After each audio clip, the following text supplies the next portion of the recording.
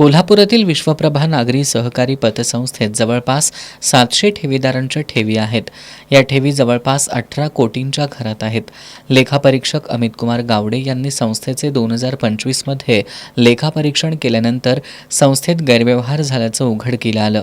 त्यानंतर त्यांनी याबाबत सहकारी संस्थेचे जिल्हा उपनिबंधकांकडे तक्रार केली होती. गैरव्यवहार झाल्याचं समोर आल्यानंतर ठेवीदारांनी आर्थिक गुन्हेन्वेषण विभागाकडे तक्रार केली.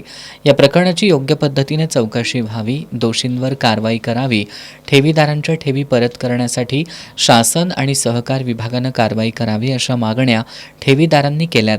जर याची दखल घेतली नाही तर जिल्हाधिकारी, पोलीस अधीक्षक आणि जिल्हा उपनिबंधक कार्यालयाच्या ठिकाणी धरणं आंदोलन करण्यात येईल असा इशारा ठेवीदारांनी दिलाय. विश्वप्रभा नागरी पतसंस्था लक्ष्मीपुरी कोल्हापूर या संस्थेमध्ये अपहार झाल्यामुळे ठेवीदाराची रक्कम मिळत नाही. 700 ठेवीदारांच्या 18 कोटीची रक्कम सध्या अडकलेली आहे. या संदर्भात आमची DDR,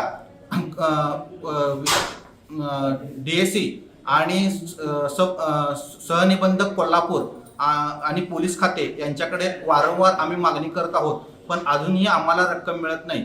ही रक्कम ठेवीदारांची न मिळाल्यास आम्ही पुढील धरणे आंदोलन पोलीस स्टेशन, कलेक्टर ऑफिस आणि निबंधक ऑफिस यांच्यासमोर करणार आहोत. पत्रकार परिषदेला अनिल मगदूम, डॉक्टर बाळासाहेब पाटील, धोंडीराम सीद, दीनानाथ माणगावे, संभाजी पाटील, विवेक भुरके, बाळासो पाटील, मायादेवी सीद आदी उपस्थित होते.